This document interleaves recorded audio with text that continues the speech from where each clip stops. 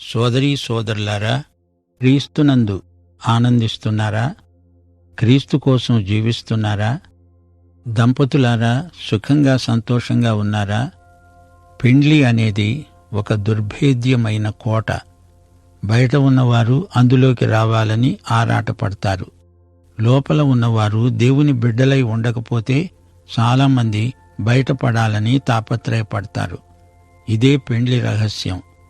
యోహాను సువార్త 7:17 ప్రభువు అన్నాడు, ఎవడైనా దేవుని చిత్తము చొప్పున చేయ నిశ్చయించుకున్న ఎడల ఆ బోధ దేవుని వలన కలిగినదో కాదో తెలుసుకుంటాడు. చాలాసార్లు మన స్వార్థం చెప్పేది విని స్వార్థపు స్వరమే దేవుని స్వరమనుకొని పొరపాటు చేస్తాము. ఈ విషయంలో మనమెంతో జాగ్రత్త వహించాలి.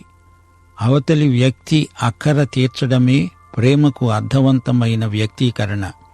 నన్ను ప్రేమించు అని అడిగినప్పుడు అసలు నీ అక్కర ఏదో నీకు తెలియకుండా అవ్యక్తంగా అడుగుతావు.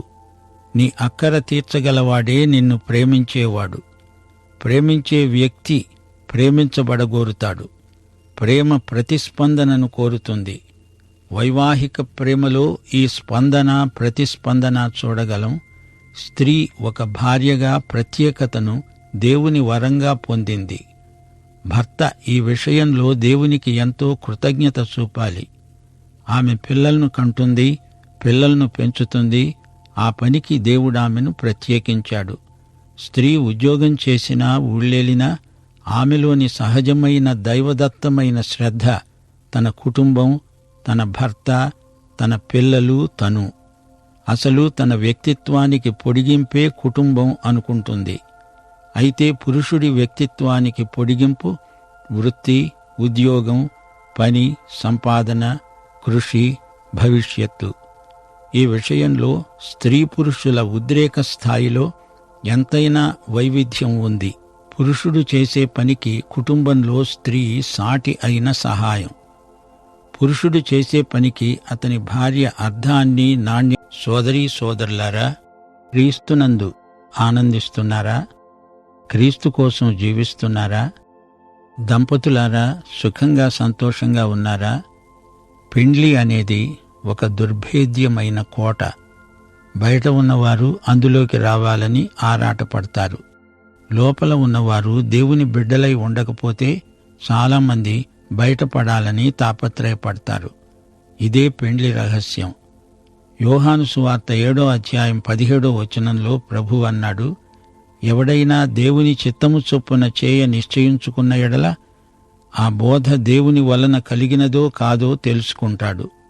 చాలాసార్లు మన స్వార్థం చెప్పేది విని స్వార్థపు స్వరమే దేవుని స్వరమనుకొని పొరపాటు చేస్తాము.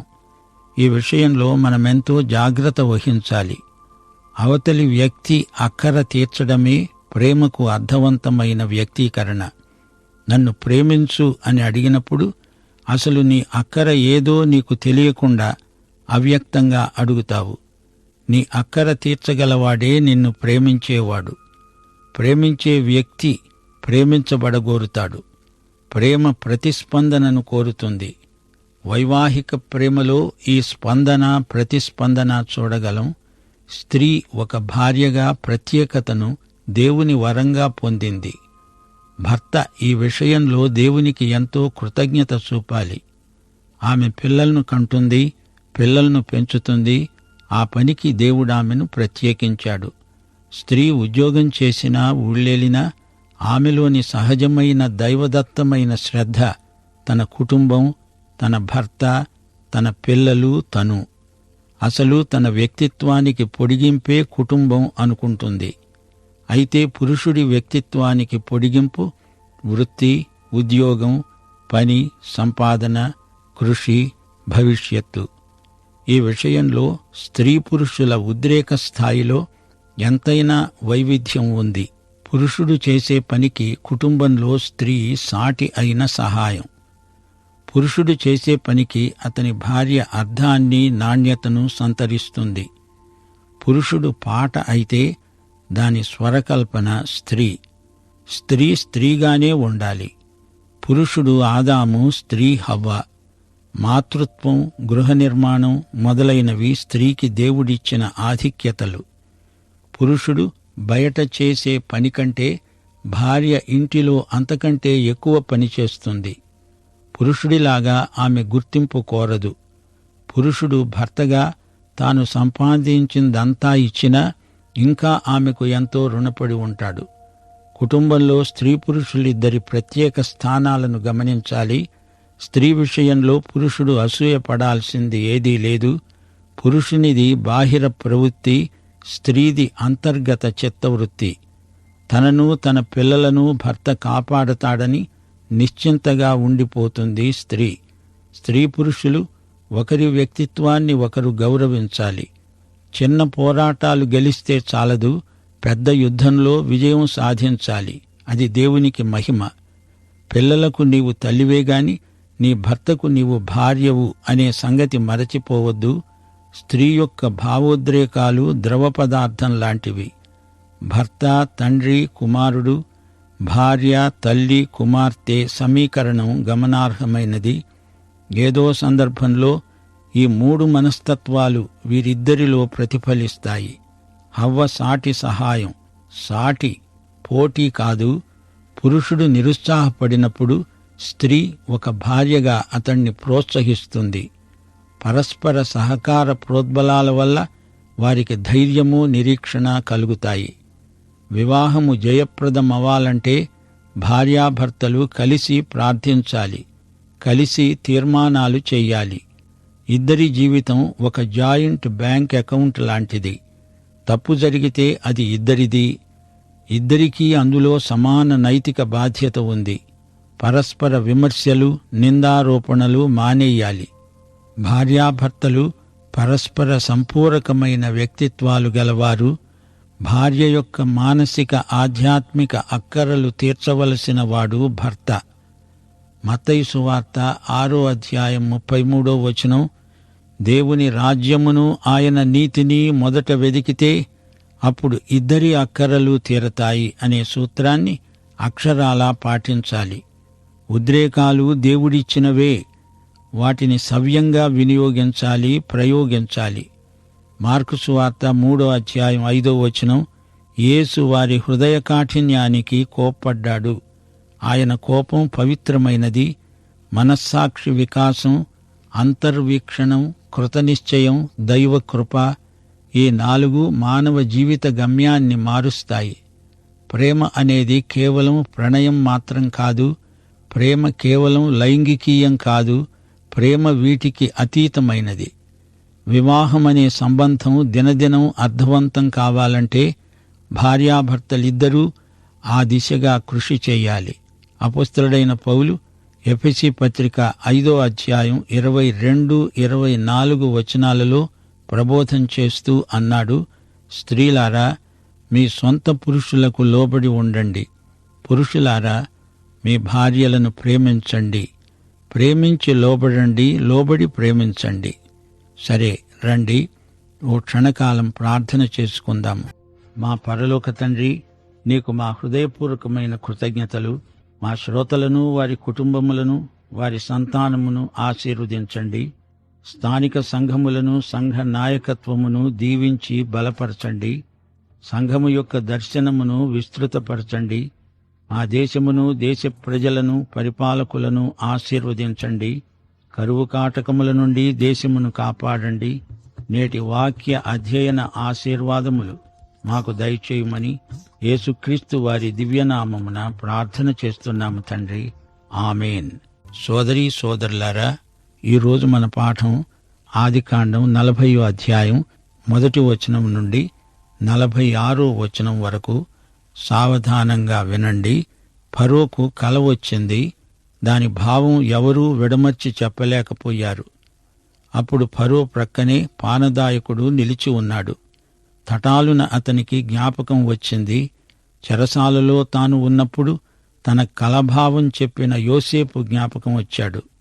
ఆ సంగతి రాజుగారికి చెప్పాడు. రాజా, నేడు నా తప్పిదములను జ్ఞాపకం చేసుకుంటున్నాను. తమరు నన్ను, తమ ప్రధాన భక్ష్యకారుణ్ణి, మా ఉభయులను నిర్బంధంలో ఉంచారు కదా. అప్పుడు మేమిద్దరము రాజ సంరక్షక సేనాధిపతి ఇంట కావలిలో ఉన్నాము. ఒక రాత్రి నేను, నా తోటి సేవకుడు మేమిద్దరం కలలు కన్నాము. మా ఇద్దరికీ వేరువేరు భావములు గల కలలు వచ్చాయి. అక్కడ ఒక హీబ్రూ పడుచువాడు మాతో కూడా ఉన్నాడు. అతడు రాజ సంరక్షక సేనాధిపతికి దాసుడు. అతనికి మా కలలను వివరించి చెప్పుకున్నాం. అతడు వాటి భావాన్ని మాకు తెలిపాడు.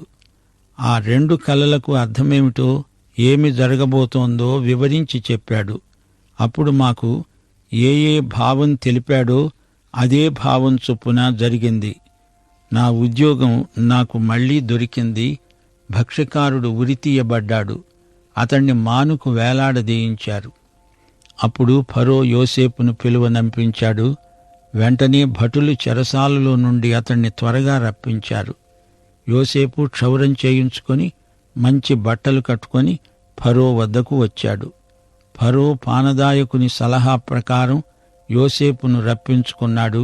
యోసేపు రాజ సందర్శనానికి వెళ్లడానికి సిద్ధపడుతున్నాడు. క్షౌరం చేయించుకున్నాడు. హీబ్రూ ప్రజలు అలా చేయరు. హీబ్రూ జాతిలో పురుషులు కొందరు నాజీరు వ్రతము పట్టిన వారున్నారు. వారసలే క్షౌరము చేయించుకోరు. మీకు జ్ఞాపకముందా? సంసోను నాజీరుగా ప్రతిష్ఠించబడినవాడు. అందాక ఎందుకు? అపొస్తలుడైన పౌలు కూడా నాజీరు అయితే తాను ధర్మశాస్త్రానికి వ్యతిరేకిని కానని రుజువు చేసుకోవడానికి కెంక్రేయలో క్షౌరం చేయించుకొని వ్రతము నుండి విడుదల పొందాడు. మరి యోసేపు ఎందుకు క్షౌరం చేయించుకున్నాడు? ఎందుకంటే ఈజిప్టు దేశంలో రాజుగారి ఎదుటికి వెళ్లడానికి తప్పనిసరిగా క్షౌరం చేయించుకోవలసిందే. ప్రభుత్వోద్యోగి మొదలుకొని సాధారణ ప్రజల వరకు ఈజిప్టులో ఆ విధంగా క్షౌరం చేయించుకొని తీరాలి. అది రాజశాసనం. అందుకని బలవంతం మీద యోసేపు క్షౌరం చేయించుకొని ఉంటాడు. అంతేకాదు, ఈజిప్టు వారిలాగే దుస్తులు కూడా వేసుకున్నాడు. ఆ రోజుల్లో ఈజిప్టు చెరసాల నుండి ఎవడైనా బయటపడ్డాడంటే చచ్చి బతికినట్లే. అది ఒక పునరుత్థానం లాంటి అనుభవం. యేసుక్రీస్తు పునరుత్థానుడైన తరువాత అన్యుల వద్దకు, యూదేతర దేశాలకు, విశేషించి మన దేశానికి వచ్చాడు, వస్తున్నాడు. అలాగే యోసేపు చెరసాలలో నుండి బయటికి వచ్చి ఫరో రాజు ఎదట నిలుస్తున్నాడు. ఫరో యోసేపుతో అన్నాడు, నేను ఒక కలగన్నాను. దాని భావము తెలపగలవాడెవరూ నాకు దొరకలేదు, కనిపించలేదు. నిన్ను గురించి విన్నాను. కల ఏదో చెప్తే దాని భావము తెలుపగలవని నాకు తెలుసు. అప్పుడు యోసేపు అన్నాడు, అది నా వలన కాదు. దేవుడే ఫరోకు క్షేమకరమైన ఉత్తరమిస్తాడు, సమాధానకరమైన భావం తెలియచేస్తాడు. గమనించారా? యోసేపు దేవుణ్ణి మహిమపరిచాడు. అలాగే దేవుని బిడ్డలు తమ సొంత గొప్పతనాన్ని ఉగ్గడించి చెప్పుకోకూడదు. దేవునికి చెందవలసిన మహిమ దేవునికి ఇయ్యాలి. ఆయన మహిమను మనం దొంగిలించకూడదు. యోసేపు తన దేవుడే కలల భావం తన చేత చెప్పిస్తాడని, అందులో తన గొప్పతనమేమీ లేదని, దేవుడే ఫరో కలలకు సమాధానపూర్వకమైన భావం చెప్పడానికి సమర్థుడని సాక్ష్యమిస్తున్నాడు. అప్పుడు ఫరో తాను కన్న కలను వివరంగా చెబుతున్నాడు. తాను ఏటి ఒడ్డున నిలిచి ఉండగా మంచి బలిష్టమైన ఆవులు 7 ఏటిలో నుండి రావడం, జమ్ము మేయడం, ఆ తరువాత నీరసించిన 7 ఆవులు చిక్కిపోయినవి, వికృతమైనవి పైకి రావడం, ఇదంతా ఫరో చెప్పాడు.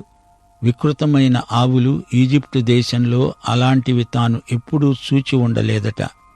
చిక్కిపోయిన 7 ఆవులు బలిసిన 7 ఆవులను తినివేశాయి. అవి వాటి కడుపులో పడినప్పటికీ అది తేటగా కనపడలేదు. అవి ఇంకా వికృతంగానే కనపడుతున్నాయి. అంతలో అతనికి మెలకువ వచ్చింది. ఆ తరువాత మరో కల. ఒకే దంటున పుష్టిగల 7 మంచి వెన్నులు పుట్టకొచ్చాయి.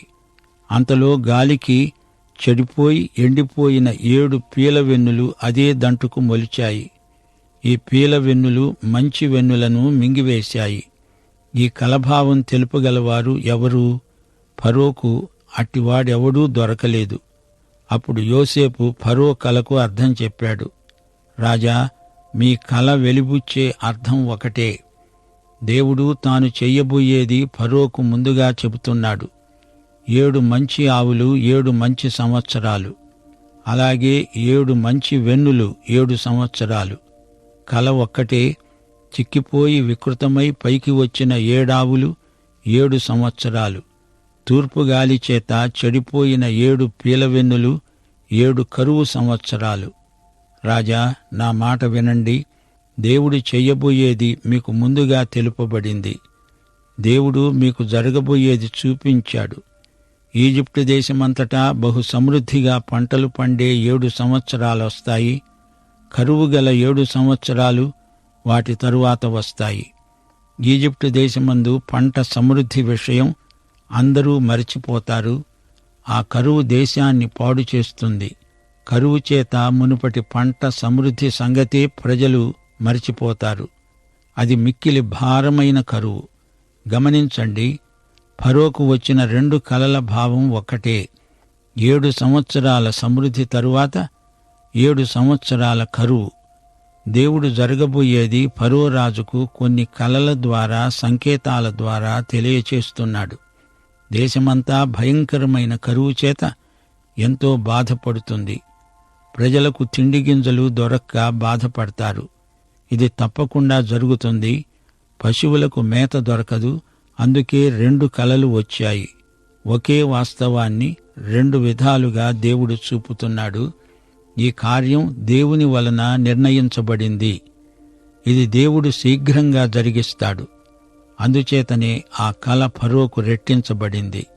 ఈ కరువు ఒక ప్రత్యేకమైన ఉద్దేశ్యముతో దేవుడు రప్పిస్తున్నాడు. ఇలాంటి పరిస్థితిలో ఫరో ఒక దేశానికి రాజుగా, బాధ్యత గల వ్యక్తిగా ఎలాంటి చర్య తీసుకోవాలి? అదే విషయాన్ని దేవుడు యోసేపు నోట పలికిస్తున్నాడు. ఫరో వివేక జ్ఞానములు గల ఒక మనుష్యుని చూసుకోవాలి. ఈజిప్టు దేశము మీద అతణ్ణి నియమించాలి.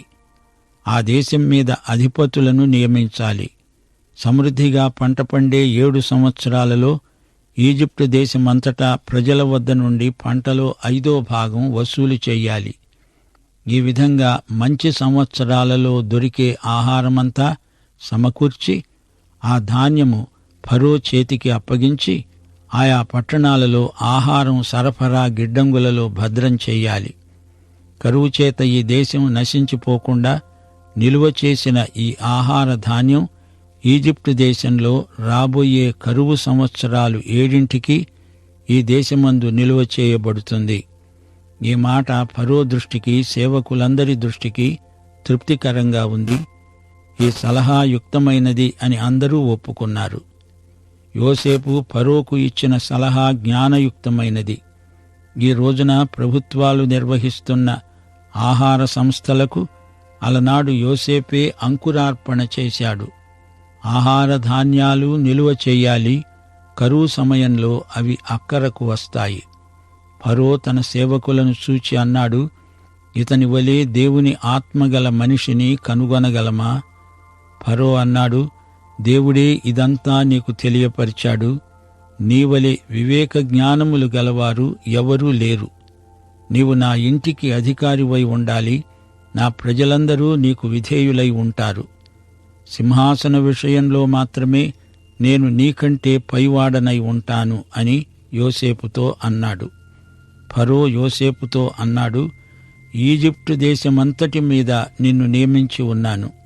యోసేపు ఎంత పైకి హెచ్చించబడ్డాడో గమనించారా? ఫరో యోసేపును చూచి ఎంతో ఆశ్చర్యపోయాడు. కలల భావం చెప్పడమే కాదు, రాజకీయ వ్యవహారాలలో కూడా అతనికి సమర్థత ఉన్నది. గొప్ప కరువు రాబోతున్నది. ఒక్క ఈజిప్టే కాదు, సమస్త లోకానికి అది దుర్భరమైన క్షామకాలం.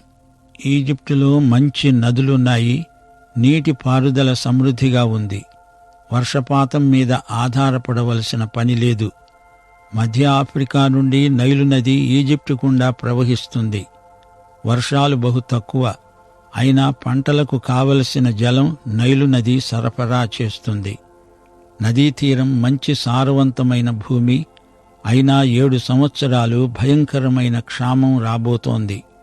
యోసేపు మాటలు విని అతనికి భవిష్యత్తును గూర్చిన జ్ఞానం ఎంతో ఉన్నది అని చెప్పి ఆశ్చర్యపోయాడు ఫరో. యోసేపు మేధ ఎంతో సునిశితమైంది. రాబోయే 14 సంవత్సరాలలో ఏమి జరగబోతోందో అతడు తేటగా గ్రహించగలిగాడు. అతనికి ఉన్న శక్తి సామర్థ్యాలు ఈజిప్టు దేశంలో ఎవరికీ లేవని ఫరో తెలుసుకున్నాడు.